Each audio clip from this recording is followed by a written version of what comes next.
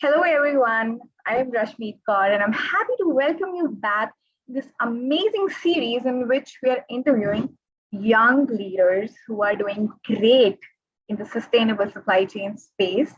And I'm really excited about this particular episode because this is for the first time I'm recording an amazing women leader. And the lady that I'm talking about is Daniela Osio. And for the benefit of those who do not know about her, this is your opportunity as I'm going to talk about her profile before we jump into the amazing work she does. Daniela is passionate about solving meaningful problems in the world. She's the founder and CEO of Kloopify. Kloopify is the only end-to-end sustainable procurement solution that enables and measures sustainable supply chain management.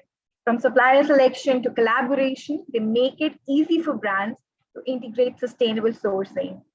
Formerly at DuPont, Daniela was a global risk management leader who created, developed, and implemented a risk management organization for the 4 billion electronics and imaging business unit. She led the warehousing, barge, tank, and transloading categories through the DOW and the DuPont merger. And 2019, she was named a 30 under 30 supply chain star by the Institute of Supply Chain Management.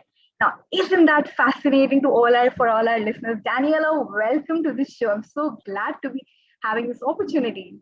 Thank you, thank you. And I love the enthusiasm. I'm telling you, it's fantastic. I really appreciate the opportunity to be here and just kind of share some knowledge, and hopefully the people who are watching can get, a thing or two to take back to their own jobs. Amazing. So this wonderful series by International Supply Chain Education Alliance, focusing on bringing forward the work that is being done in the sustainable supply chain space. I do not want to waste any more time. I just want to get right into it now that we're all excited about it. I just want to understand from you.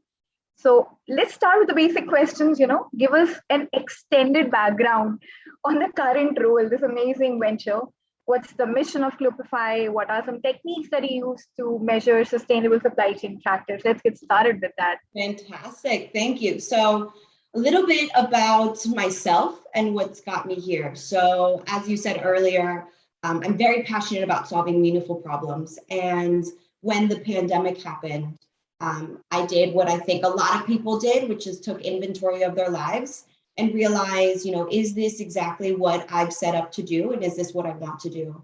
And I saw a huge need for there to be professionals to jump in and be part of the solution of solving climate change. Because I felt, as well as many people in my demographic, feel like it is the biggest threat to us, to humanity. And so that's how Kloopify was born. I worked at a Fortune 50 company. I had the privilege of learning a lot. I went in with the hat of I want to learn as much as possible. And what I saw is that our procurement industry is in dire need for a sustainability solution. And what I mean by that is that they need to start procuring sustainably. They need to understand their supply chain better, de-risk their supply chain, having spent time in risk management. I really saw the impact that having a risky supply chain can affect your business. And it comes down to, is your supply chain sustainable? So are they aligned with how the future is going to work? And that all of that got me to where I am now. So as you mentioned, I am the CEO and founder of Kloopify, and we are the first end-to-end solution that enables companies to be able to procure sustainably. So integrate sustainability into their processes and procedures, set realistic goals, and then actually be able to work with their suppliers to achieve those goals. And so that's really the mission of Kloopify. Kloopify's mission is to integrate sustainability into every single purchasing decision, so that sustainability is no longer a second thought and it's no longer a pain point, but it's something that is core to your business decisions. And that's really how we're going to see a huge, massive shift in sustainability and in the industry. So I think the other question, or what are some of the techniques used to measure sustainable supply chain practices? For starters, while you're running an RFP, so an RFP is when you put out a request for proposal. You have business and you want somebody to start bidding on that. Start by asking sustainability questions. Are the suppliers that are bidding on your work Do they align with your ESG goals? Don't make it a reactive thing. Make it straight from the beginning. Eliminate those suppliers that don't match your needs. Because here's a fun fact.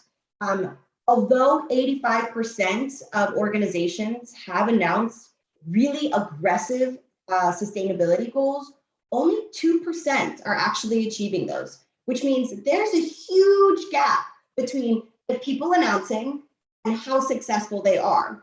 So Kloopify is there to mend that gap, to bridge that gap and make it so that not only are you setting these aggressive goals, which is fantastic because the first step is setting them, but then we want you to be successful and actually achieve them. So that, I think that's the beginning. And then once you've actually awarded a contract, all right, you're like, this is the supplier that I want to work with. Then you need to do the rest of the work, which is building that strategic relationship with the supplier and creating projects with them that can lower your footprint. Let's say cafeteria services. In cafeteria services at a lot of locations, you'll see that they'll use single-use plastics. So you can start working with your suppliers and create projects inside of Kloopify that be like, okay, you're my cafeteria provider, I'm buying this. Let's see how we can work together to reduce our single-use plastic. And that ultimately is going to get you closer to achieving your ESG goals. Thank you, Daniela, for sharing that. In fact, I have to mention, so while you were running through the multiple activities and the approaches you use, I was reminded of exactly what we were taught in our curriculum in the Certified Sustainable Supply Chain Professional Curriculum. That's exactly what they talked about. Integrating sustainability into every element and every decision making that goes in the end-to-end value chain. And you talked about procurement decisions here. Then there was definitely mention about how at the beginning itself we need to filter out and be proactive. That is our association. So I think your organization is bang on with that idea, and I'm really excited because it's like a live application of what I studied at the start of this year. So thank you so much for sharing that. So moving further, let's just try to dig deep into your previous experience as well. So with your experience in risk management, how can circular economy and sustainable practices reduce the risk in supply chain, or is there even a correlation between the two? What's your take? Oh, I think the two go hand in hand. There is no such thing as a sustainable and supply chain, one that is without risk that doesn't include sustainability. They can't be separated. They go hand in hand. Why? Because I think the COVID kind of showed us that the companies that plan for these things, the companies that work with providers that are in the forefront, they're the ones who are going to be able to succeed. And you saw that on, if you're working with partners that have thought about business continuity plans, have thought about what the future is going to look like. When you're working with those kind of companies, they're the ones who are prepared and ready and can pivot easily from where they're at. If you're looking to actually meet your customer demands, if you're looking to get your product to move through, if you're looking for your logistics to work, you need to work with the providers who have thought about sustainability, who have thought about disruptions, who have thought about what are their risks, have identified them, and then created plans on how they're going to act once those events happen. Because it's not an if the events are going to happen, it's a when the events are going to happen. So when you start going out there and you talk to your suppliers and you talk to your supply chain professionals, you have to almost look at it through the lens of what are we doing when these events happen? Because this isn't the first disruption we're going to see. And we're seeing it all through, even nowadays and into the future, we're going to continue to see supply chain disruptions. And so you need to identify where your risks are and where you are most at risk and what can you do and how can you build sustainability into your organization so that you can pivot, so that you can bend and flow. And I like to think about supply chain is that let's make supply chains anti-fragile. And so anti-fragile is this kind of concept where supply chains and people in general, they benefit from chaos. And what I mean by that, chaos is going to happen. And instead of trying to be resilient to it, instead of trying to just stay as you are and fight it, try to benefit from learn from the disruptions that have happened, bend and pivot, and that's how you become anti-fragile. So you're almost benefiting from having gone through the things and you learn and you start implementing them into your supply chain. I guess I think you're the only first person here who kind of shares the exact same thought process on this, at least amongst the people I've interacted with. So even I have worked in risk management domain in an automotive supply chain for about 4 years. And in that exact tone, that was our objective, to focus primarily on risk identification on a proactive basis, and not thinking when exactly and what type of risk could occur, but how prepared are we to handle it, and how, and the best word used for that was pivot in the situation. Then instead of just talking about being resilient, but benefiting from chaos. So that's an amazing mindset here. I'm so excited to have this discussion here with you, and especially for our listeners, because this is a new perspective, I think. And a lot of organizations, when they talk about resilience, they talk about it all from a very different lens. So this is what you talked about, having agility and resilience all at the same time, and how they are two connected. So thank you for sharing that One other perspective. thing too is I feel like risk management has always been thought as a reactive thing, and risk management is not reactive. It is proactive and reactive. So the proactive part, which is what we just talked about, is identifying where you're weakest or where you can have the most disruptions, planning and building, what you're going to do around it. And then reactive is, okay, so it happened. Now let's grab all the plans, let's grab everything that we have and put it into place. And so without that proactive work, you are just going to drown once you're in that reactive state, because now you've got every customer calling you, where's my product? Where's my stuff? What's going on? And you feel your pressure. Your boss is coming at you too. Yeah. And that's not how it's going. I mean, you're not setting yourself up for success at that point. Absolutely. Exactly like you said, if you want quick recovery, you need to make sure that you're proactive about it. So that's a brilliant thought process here to think about. Now, moving further, let's just talk about how you have seen companies and business environments transform, particularly over the past few years, in terms of integrating the sustainable practices into the system, since you work with them by the means of your organization. Yeah. So I feel like I'm very excited on the transformation that I've seen that's going on in the last couple of years. And I want to say the biggest push for this transformation has come from, first it's come from you and I, from the customers, from the people who realize that sustainability needs to come today and now. So we're forcing these companies by vocalizing our opinions, by spending money with the organizations that we value and the ones that are aligning with our beliefs. And then what you're seeing then is that it's kind of trickling into other aspects. So now you've got regulations coming out, right? Talking about executive order that Biden just signed. I forget exactly which one it was, but pretty much saying that all of the branches of government have to align their spending and their goals with the sustainability objectives of the United States. And then you're seeing it in other ways where you're the shareholders and you've got these meetings, and ESG has now been brought up in every single meeting. And not only have they been brought up, but they're like, okay, you set these goals. What are you doing?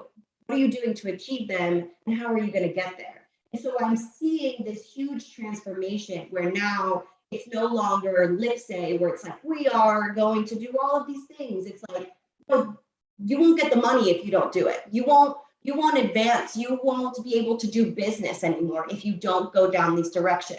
So I don't know which comes first, the carrot or the stick, but they're coming. Whichever one you want to take, they're coming. And so I think that companies are seeing the writing on the walls. And so the next hurdle that they're facing is, okay, well then how do we get there? How do we get to actually meeting these goals that we're setting? How do we get to working with our suppliers and our supply chain to actually get there?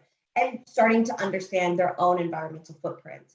And so when they're actually starting to see and look inside, 80% of your environmental footprint comes from your suppliers, so who you buy from. And that's why Kloopify really went there first, because we're seeing that companies need tools and processes and procedures to work with their suppliers so that they can achieve their supply chain and sustainability goals. So I really think that over the last few years, maybe 5 years in particular, you're seeing much more of a push on sustainability, and it's going to move in that direction 100%. Customers, regulations, and shareholders are all going to demand it. Most definitely. And the component here where you talk about most of your footprint, in fact, most of the carbon footprint as well comes from your supplier base. So that comes in that's one big scope that we need to manage when it comes to emissions and footprint. So that's exciting. But before I give my take on this, I really want to continue the conversation here and talk about the first step, the foundational step that any organization needs to change, think about when they are working in their business practice, so that they become a sustainable supply chain or implement sustainable supply chain solutions for that matter. I would say the first step is getting leadership alignments. If your leadership buys in, you are much more likely to face less roadblocks, less barriers. And if you have support from your leadership, that makes the entire experience much easier. You also are seeing, and I think that leadership alignment comes from shareholders and stockholders kind of demanding it and coming all the way top down. And so that way, your whole organization, you need to have a cultural change, right? So a lot of change management needs to happen, where before it was integrated into people's minds, like cost and quality is the only thing that people care about, right? And now we need to have some change management where it's like cost and quality matter, but so does sustainability, because without that factor and without that decision making, we're not going to be able to move, and we're going to suffer from it. And so our costs are actually going to go up as if we don't move in that direction. Our quality is going to go down if we don't move in that direction. And the rest of the industry is going to outperform us. And then we're stuck and we're in last place. And no one wants to be in last place. And everyone wants to continue to provide innovation and business to the world. And so I think that first is, get your leadership aligned and then come up with a really solid change management plan. So I think when you start off with change management, you need to really start with communication. And when you have to drill down and explain to people, not that we're just doing this because I said we're doing this, but explain to them the why. So you get down to like the 5 levels of why, like, why are we doing this? Why? And when people fully understand why they're going in that direction, they're much more likely to adapt and to conform to the new direction that we're going into, and that's including sustainability. Two things I really love here, coming from a manufacturing background myself. You talking about that the entire mindset is about cost and quality, how it transitioned first by reducing cost and then moving to quality. Now it has to transition. So I said this is like the third revolution in the mindset when we talk about, when you talk about sustainable mindset, and making that proper top-down approach. I really, really love that aspect there, because it's essential. So that's where your foundation lies. And so really glad you think that way. And obviously you run an amazing organization. And speaking of that organization, we're primarily in the procurement space is what I understand. So what role does procurement in general play in advancing the entire circular economy? I think it is. Procurement, I think, is the number one driver for circular economy and supply chain and sustainability. And let me tell you why. And I like to reference, and maybe this isn't the best reference, but Wu-Tang Clan said it best: cream, cash rules everything around me. Where you spend your money is a vote for what you support. So if you want to see further sustainability, if you want to see these organizations that are offering you circular plastics or circular materials, you have to support them. You have to put your money into those organizations. So procurement is the driver of that. If you first integrate sustainability into where you're spending your money, the wheel just starts turning, and it's like a snowball effect where it will just gain momentum as it goes down, because you're spending your money and you're voting for organizations that align with your goals and with your objectives. And so the more that you partner with these companies, the more that you can drive innovation. And so if you want them to succeed, give them the money. And that way they'll give you the product, and you will continue to foster a better relationship. And sustainability doesn't necessarily mean that they're more expensive, or that this product is more expensive, or that you have to, you have to spend more. That's not true. That's a fallacy. It's not true. Maybe in some areas you might pay a cent or two more, but if you take a look at the entire cost that you do an entire cost calculation, trust me, you are making the right choice, and you are going to reap the benefits in the long run. Definitely loving that, because there are so many premonitions people have when we talk about hitting the bottom line in any organization or startup working in the sustainable supply chain space. People think it will be a costlier solution, or they have to probably undo everything that they work on. So it's not that. It's an evolution. It's a change. It's a radical change, yes. But I'm so glad you brought that perspective, that if you do start investing your time and your money, it shows that it's a business priority, and from there it just snowballs. Love that part. I think there's no better way to explain that to our listeners. So thank you for putting it up so easily. Absolutely, absolutely. It's how I understood it in my brain. It's like I try to take some complex ideas or methodologies, and I want to make them as simple as possible, where if I'm explaining them to, like, I don't know, a third grader, they would be able to be like, okay, that makes sense. And so, and it's that way, whenever I'm selling sustainable procurement to somebody, I'm like, I want you to not have to think about it any further. I want it to be so clear. And I think that driving a clear message around sustainability and the benefits that it can bring are going to allow us to adopt it much faster. So I think you do the 5 why for them in your pitch itself, and that's how they know it.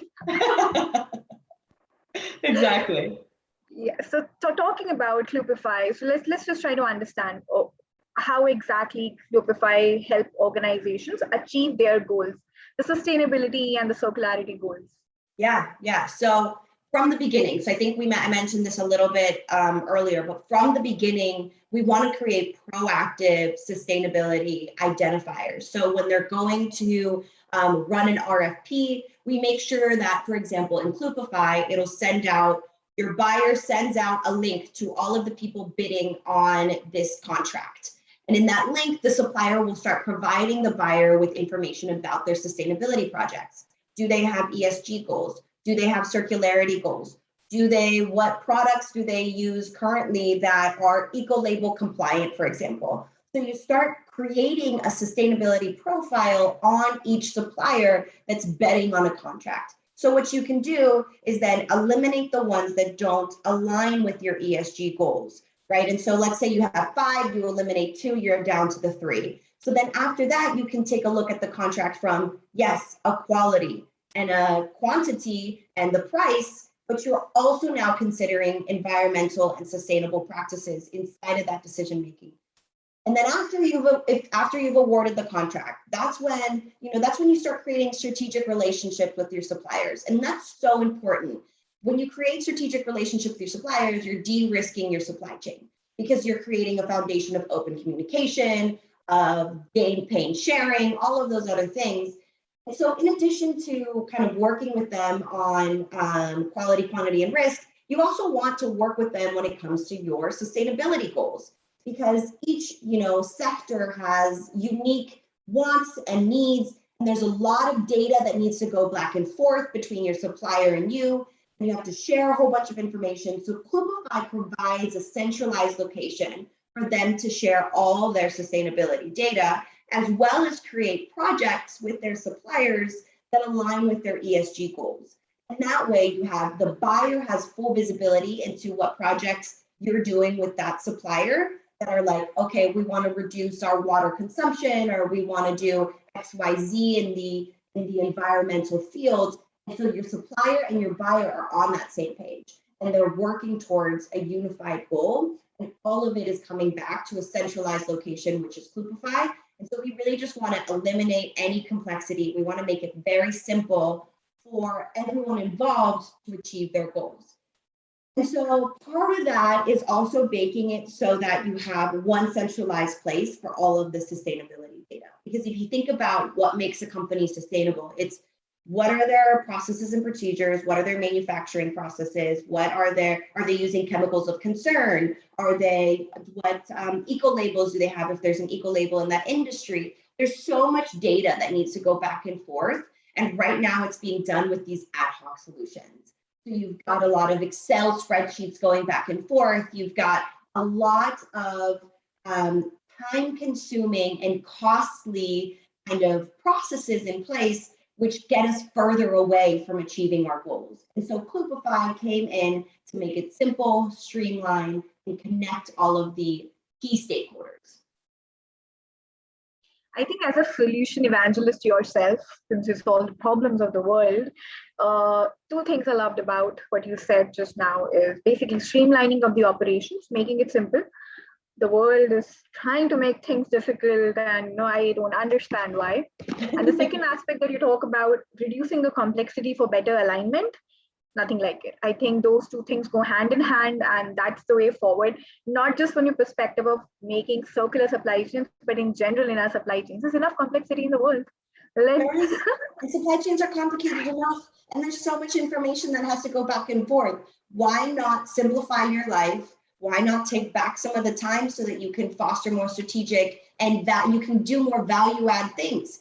Because I'm pretty sure going on your computer, trying to find that Excel spreadsheet that someone sent you 2 months ago, and you're not sure if we're on the same page, and now you have to put 6 more meetings on your calendar to gain alignment, you know, none of that is value add. Why not focus and do the things that actually create productivity and allow you to meet those goals that you have? And once you do meet them, everybody's happy. You're happy, your supplier's happy, your leadership's happy, and your customers are happy because you're now closer to, you know, what you promised. Absolutely, absolutely. That's bang on. And I absolutely love this discussion. And just towards the end of this, I want to particularly bring this for our listeners. Why should we focus on sustainability? What do you think are the key drivers that will take us forward, you know, while we talk about future and how does it look like? I think that will be a nice note to end this amazing conversation. Yeah. Okay, so why should we focus on sustainability? Well, first off, this is the only Earth that we have, right? This is the only planet. So I would like for future generations to be able to enjoy it and to thrive on it. So for starters, you know, I'm not alone in that belief. I want to say 85% of millennials require sustainability and look for sustainability where they spend their money. Not only where they spend their money, but where they work. So if you're a company that wants to attract top talent and you're not focusing on sustainability, I can almost guarantee that you're not getting the best of the best. And what does that mean? When you don't get the best, you get left behind. So one, if you want to get the best and if you want to move forward, focus on sustainability. And if let's say that's not reason enough for you, okay, fine. Well, what about all the fines and all of the problems and all of the executive orders that are going to come down on you, and you're going to have to now pay an increased cost for carbon offsetting? I mean, your costs are going to go up significantly. And the way business is, you've got to continue to make money. And if your costs are going up significantly because you refuse to move towards sustainability, you won't be in business much longer. That's another one. And number 3 is that, honestly, I think that if it's not regulation, it's going to be your shareholders. So that's the final line that's going to kind of break you down. So if you want to continue to get investments, I think the whole world of investments too is focusing on, if you don't have ESG goals, if you don't have sustainable practices, you won't get the investments you need to continue to innovate. And so if you want to continue to innovate, if you want to continue to provide the world with value and cool new products and technology and all that stuff, you need to move with the direction of how everyone else is moving. And so, like I said earlier, it's either a carrot or a stick. So either you go now and you enjoy the carrot and the benefit and you're a leader, or you get hit with the stick and you're going to have to go that way in that direction either way. So either you're a leader or you're going to be a follower, but we're all moving that way. So come move with us. Again, that's a very interesting take on that. And I kind of tend to bring that up in conversations. If you don't do it now, somebody else is going to push you for that. And if you only believe in costs, beware, the costs will increase if you don't focus on that. So thank you for bringing that up, Daniela. And I think it was a supremely exciting conversation, very not just exciting, I'd say it was very informative as well, not just for me, and I'm hoping for all our listeners. So thank you so much for giving out time for this discussion. I really appreciate it. I really appreciate it. And then if anybody also wants to reach out, please feel free to connect on LinkedIn. Please feel free to look up Kloopify. That's Kloopify. We are on LinkedIn. We have a website, kloopify.com. And you feel free to send me a personal email. My email is Daniela@kloopify.com, and I'd be happy to connect and geek out over sustainability and see maybe how your organization could use Kloopify to get you closer to meeting your ESG goals and becoming sustainable. Amazing. To this great journey together. Thank you so much, International Supply Chain Education Alliance, for this opportunity and connecting me to this amazing change maker. So thank you so much, Daniela, and thank you so much, everyone who's listening to this. And we will get back to you soon with another episode with yet another amazing change maker. Thank you so much. Thank you.